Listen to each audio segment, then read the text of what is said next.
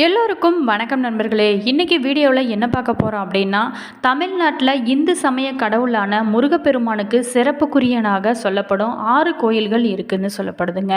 ஒவ்வொன்றுமே அவருடைய படை வீடு என சொல்லப்படுகிறது. இந்த 6 படை இடங்களும் ஒருமித்து 6 படை வீடுகள் என அழைக்கப்படுகிறதுங்க. இந்த 6 படை வீடுகளுக்குமே ஒவ்வொரு சிறப்பு இருக்குன்னு சொல்லலாங்க.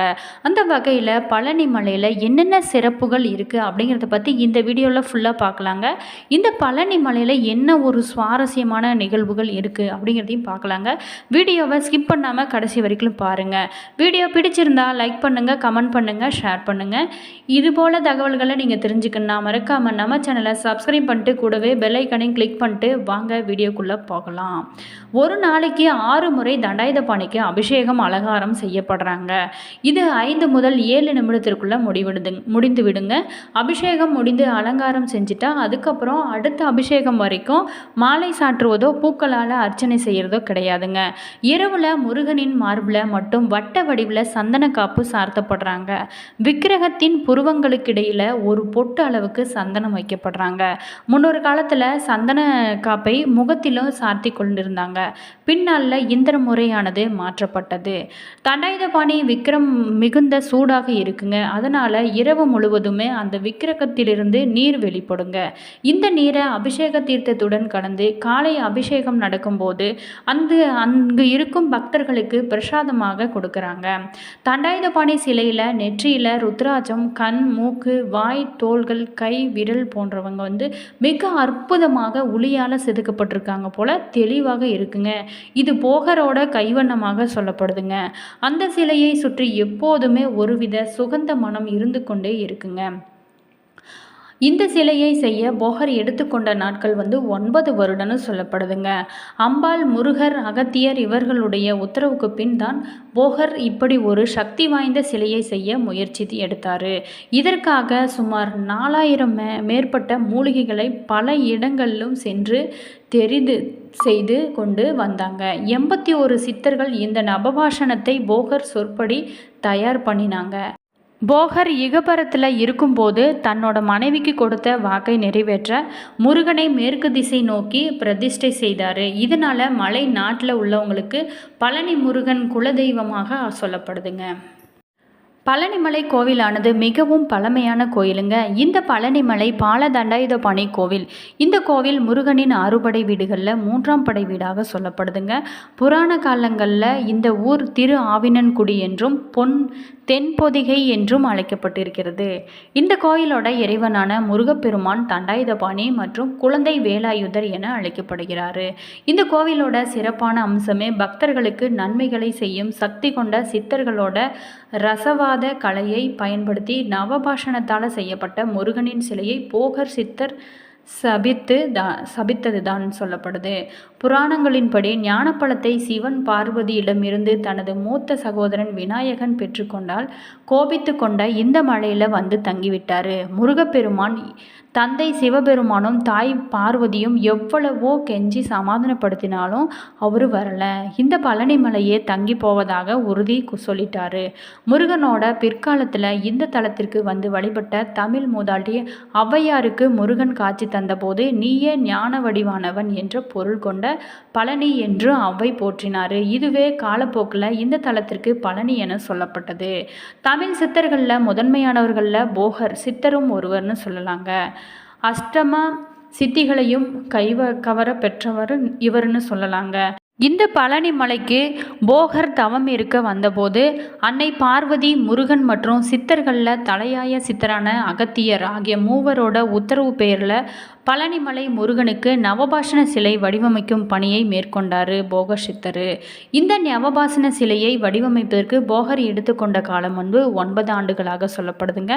4000க்கும் மேற்பட்ட மூலிகைகளை கலந்து இந்த நவபாஷண சிலையை செய்ய பயன்படுத்தப்பட்டது. 81 சித்தர்கள் போகரின் வழிகாட்டுதலின்படி நவபாஷண சிலையை செய்யும் பணியில் உதவிகரமாக இருந்தாங்க.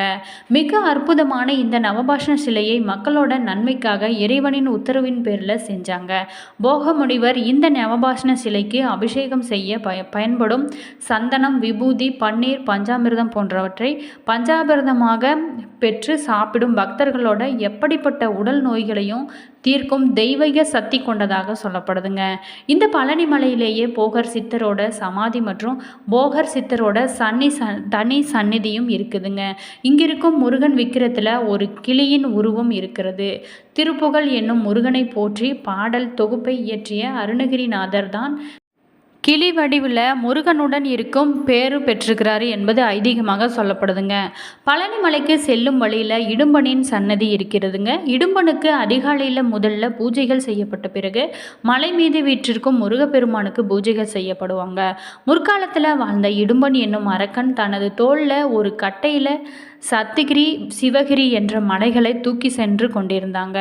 அப்போது இந்த பழனி மலையில் தான் தூக்கி வந்த இடும்பு மலையும் வைத்து களைப்பாறும் போது இங்கு கோவில் கொண்டிருக்கும் முருகப்பெருமானுடன் சண்டையிடும் நிலை ஏற்பட்டதாக சொல்லப்படுறாங்க. முருகனுடனான சண்டையில் தோற்ற இடும்பன் முருகனோட பக்தனான 2 மலைகளை தூக்கி வந்த இடும்பனை கௌரவிக்கும் விதமாக பழனிமலை முருகனுக்கு காவடி தூக்கி செல்லும் வழிபாடும் முறையும் உண்டானதாக சொல்லப்படுதுங்க. இந்த பழனிமலை முருகன் ஆண்டியாக தோற்றமளிக்க காரணம் கல்வியை பயிற்றுவிக்கும் ஆசிரியர் எப்படி கையில் கொம்பை வைத்து கொண்டு மாணவர்களை அடிக்காமல் அவங்கள அதட்டி கல்வியை கற்பிக்கிறாரோ அதுபோல் வாழ்க்கையில் எல்லாத்துலேயுமே இருக்கும் நிலையாயை நினைவுறுத்த மக்களை ஞானப்பாதைக்கு திருப்பும் ஞானாசிரியனாக இந்த தளத்தில் கையில் தண்டத்துடன் காட்சி தண்டாயுதபாணியாக இருக்கிறார்னு சொல்லலாங்க.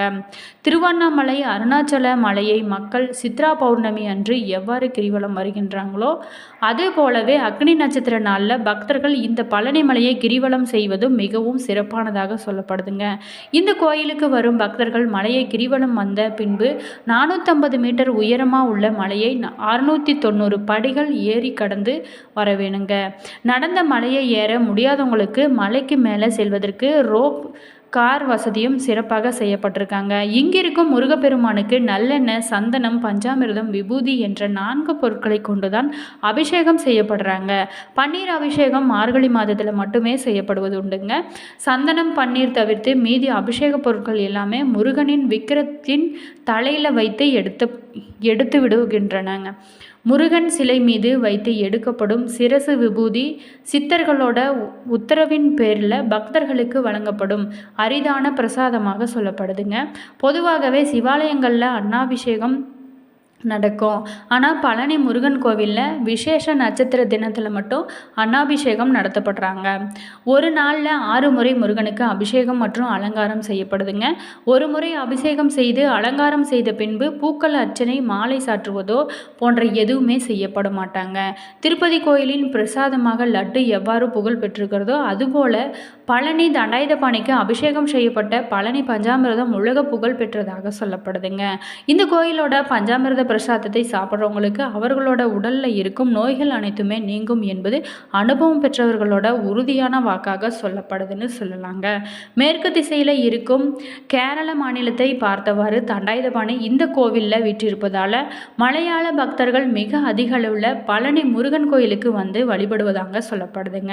தமிழகத்தில் இருக்கும் கோவில்களில் கோடிக்கணக்கில் பக்தர்களோட காணிக்கை பெறும் கோவிலாக பழனிமலை கோவிலானது சிறப்பாக செயல்பட்டு வருதுங்க. பழனி ஆண்டவரை வழிபடும் பக்தர்கள் சிலர் தங்களோட தொழில் வியாபாரங்களில் கூட்டாளிகளாக கருதி மிகுந்த லாபம் பெற்ற பிறகு அந்த லாபத்தில் பழனி முருகனுக்குரிய பாகத்தை காணிக்கையாக இந்த கோயிலில் உண்டியில் செலுத்தப்படுறாங்க.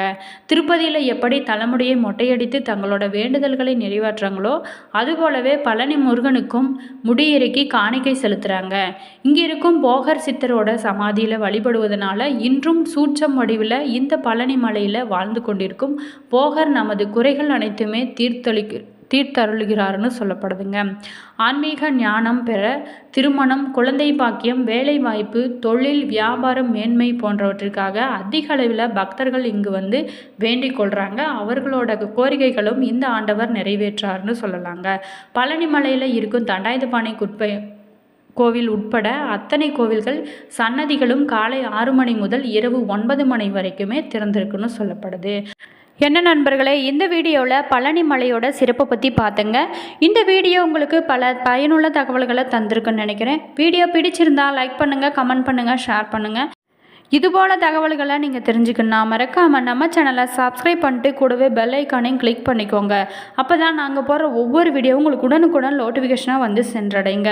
உங்களுடைய கருத்துக்கள் என்ன அப்படிங்கிறத கீழே கமெண்ட் பாக்ஸ் செக்ஷனில் சொல்லுங்கள். உங்களுக்கு முருகன் கடவுள் பிடிக்கும் அப்படின்னா ஓம் முருகா போற்றி, ஓம் முருகா போற்றி, ஓம் முருகா போற்றி என்ற மந்திரத்தையும் கீழே கமெண்ட் பாக்ஸ் செக்ஷனில் சொல்லுங்கள்.